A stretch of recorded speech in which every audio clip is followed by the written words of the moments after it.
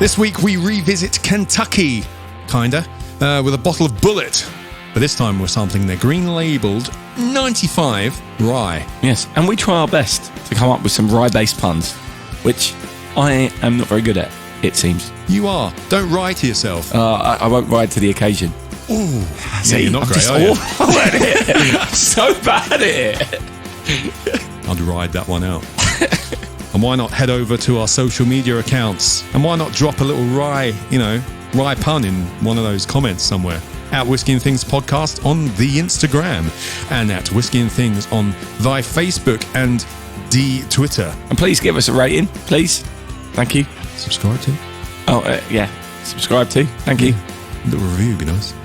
I just said that, did I not? You said rating. Rating and a review. That's awful. I'm so bad at this. You're listening to Whisky and Things with Nick Kent and Dave Giles. Welcome to Whisky and Things. I'm Dave Giles. And I'm Nick Kent. Welcome. Sitting at Nick's bar. He is. It's June 2022, and we're just recording a couple of episodes just in case one of us gets ill, or we go on holiday, or whatever it is. Yeah. Internet breaks. Just have a few in the bank. Yeah, or technical issues with Exactly. editing software. Absolutely. You know? It would be so stupid. It wasn't my fault. Anyway, but yes, here we are. We are here at the bar again. Welcome back, Dave, to Manchester Thanks. and Nick's bar. I've come a long way. This is our second show we're recording today. Absolutely. We just had The Wise Man. The Wise Man. Episode 116, everyone. What a great episode. It was such a good episode. The editing on that was top notch. Amazing. Wasn't You it? did such a good job. Wasn't it? Yeah, we looked so good. We looked so... Yeah. Anyway, so there's no point having a chat. Let's just get straight into this, shall we? Yeah. We've got nothing to talk about. So today, we are chasing something else from our good friend Jim Bulleit. Hang on, Sting. Oh yeah, Sting.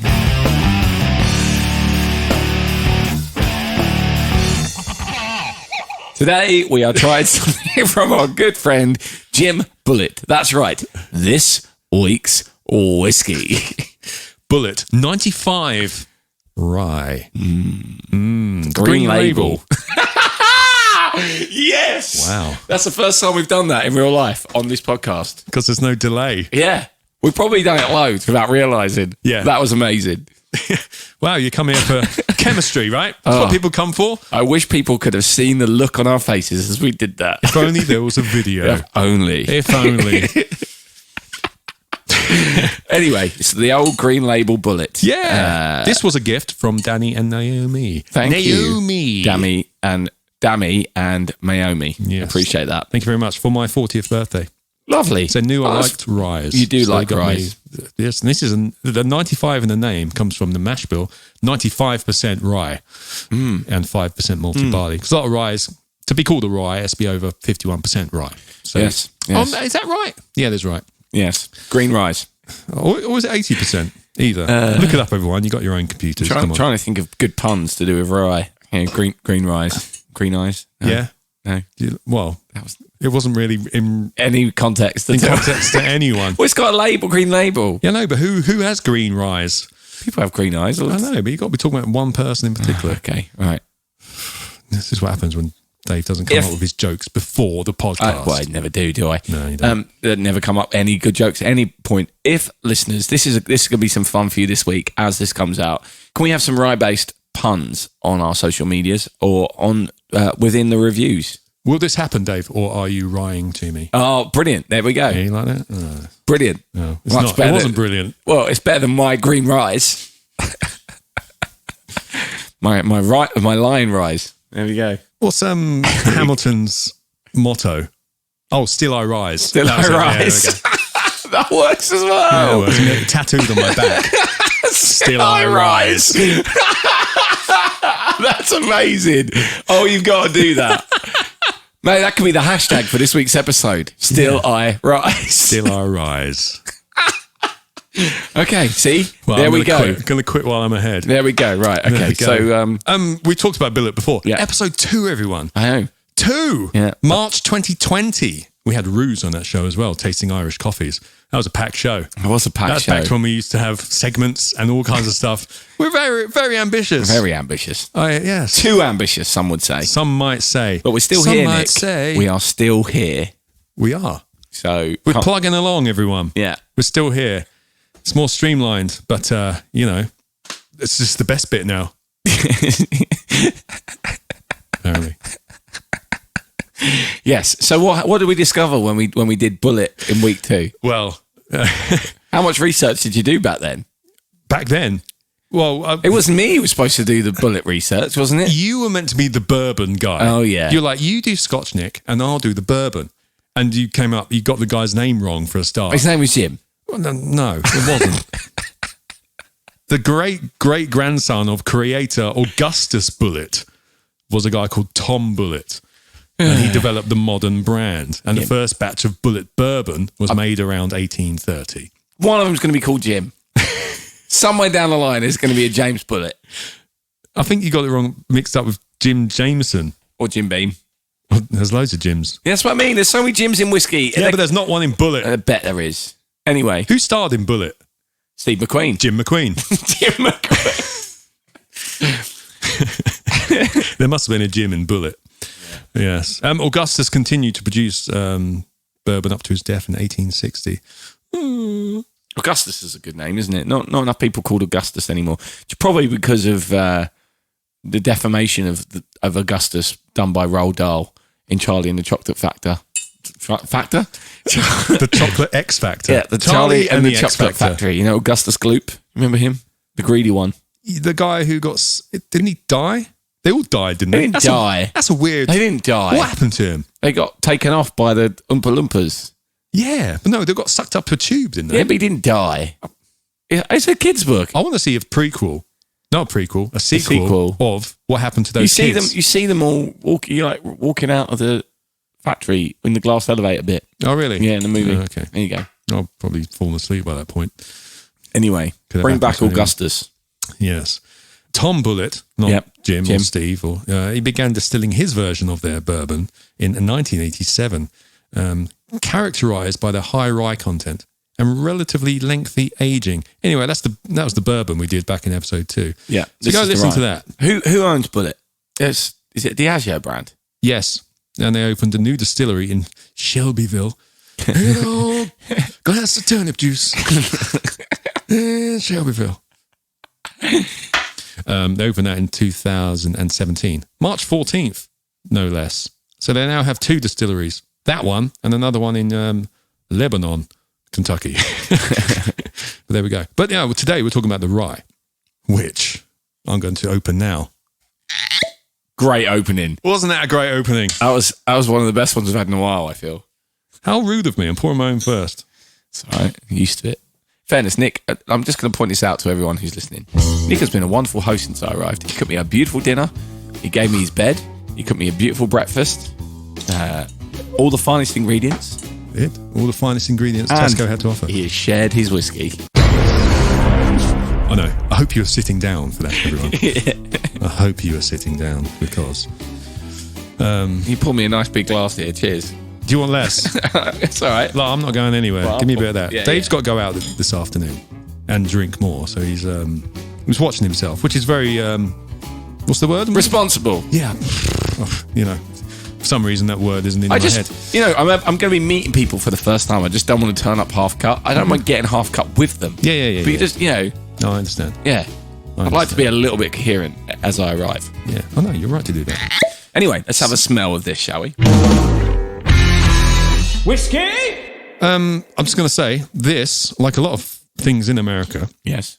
is not actually made at either of those distilleries. Really? Yeah. They source this. I thought that was the case. Yeah, this is from MGP, which is Midwest Grain Products of Indiana, and it's a massive thing in America. They make really good stuff. You can basically buy bourbons, rebrand it, bourbons, ryes, all that kind of stuff, and just put it out on your own. And if you look on the back of a bottle in America and it doesn't say where it's distilled or whatever, Probably there. and it says Indiana, it has to say where it was distilled. Right, okay. If it says just Indiana, it's going to be MGP. And so this is their 95% rye and 5% malted barley mash bill. And you'll find this in other things as well, like Angel's Envy. They source as well. Filibuster, George Dickel, James E. Pepper, Templeton Rye as well. There's a few, but it's a big thing in America. They do. They might blend it together with other stuff, but that's the thing. So this isn't actually made at the Bulliet distilleries, but whatever. I love the branding of Bulleit. Ooh, Just putting it out there. me too. The fact that the Label goes on slightly at an awkward angle. it's crooked, isn't it? Yeah. I know they're the same on every bottle, but it still is a nice touch. It looks hand done, and it is a cool. I don't know. It's just it looks vintage, doesn't it? It does got yeah. You got the bullet on the. The aesthetics are pleasing. Yes, they're very pleasing. 45% ABV. This one. I really like the smell of this. Straight American Rye Whiskey. It's got a creaminess on the nose. It's got a real lemony zing, doesn't it? Yeah, lemony yeah. zesty zing. I'm also like smelling, and you don't often get this in the smell, but a yogurty kind of vibe. It's so citrusy, Yeah. isn't it? I'm loving that smell. It's not like, is it? Is it though?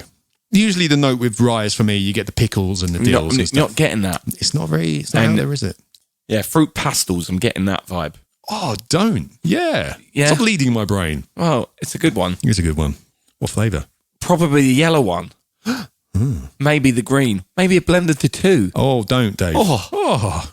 Yeah, and get my lips around it now. Oh, that is nice. No age statement.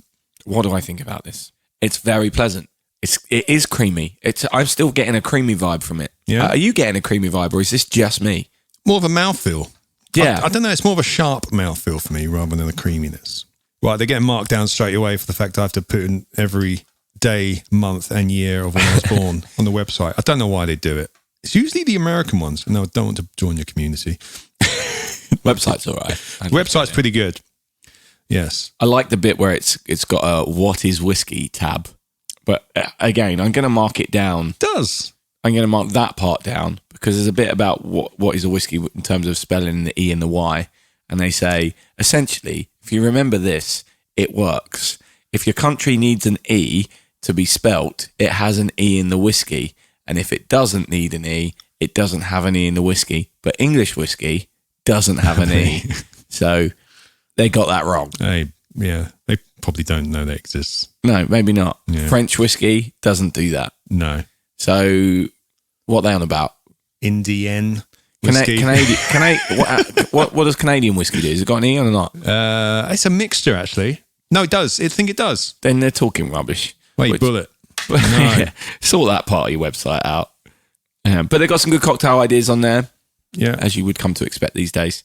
They've got all about their awards they've won, but not much about anything else. Because they've sourced it, basically. They can't Right. really put much else on there. It's not like, on here, on the label, it says distilled and aged in the Bulliet family tradition, not at the Bulliet distillery or something. So I know always awkward when it was a gift, but how much is a bottle of this, Nick? I would be disappointed if it's over 30 quid. Whiskey Exchange is $32.95, but I'm pretty sure you can get it cheaper. 32.95. Yeah. Yeah. Okay, that's fine. I'd say it was that's cheaper within in the a ballpark. supermarket. That's within 10% of what I said, so I'll take that. Yeah. You can probably get it for about 25 in the supermarket on offer or not. Yeah. I would say. Yeah, I think that's fairly decent value for money as well. Yeah. But just from a brand like this, I would expect that from their more core range. Yeah. There's a few you trust. This is one where you're like, yeah, that's solid. Yeah, it's worth having on the shelf for that price. Yeah. Yes, absolutely. It's not the best rye we've ever had, No? but it is pretty handy. It's not actually as citrusy as on the flavour as it was on the nose. Not getting much of the wryness that we're used to with other ryes, in my opinion. You're right that the pickly, even the popcorny vibes. I'm not getting any of that. And normally they're the two things that jump out for me and sometimes pepper as well, isn't it, with the rice? It's quite peppery, I think. Are you getting that? In terms of, it feels like I've eaten a pepper. I've eaten like a black peppercorn. That kind of sensation around the mouth. It does have that burn. Yeah, fair play. It does. It does. Black pepper vibe. Awesome. You got anything else you want to say about it, or shall we get into scoring? I don't know. Hang on a minute. Yeah, they've got some good stuff on the website. Food and cocktails, like pairings. Oh, what we got here?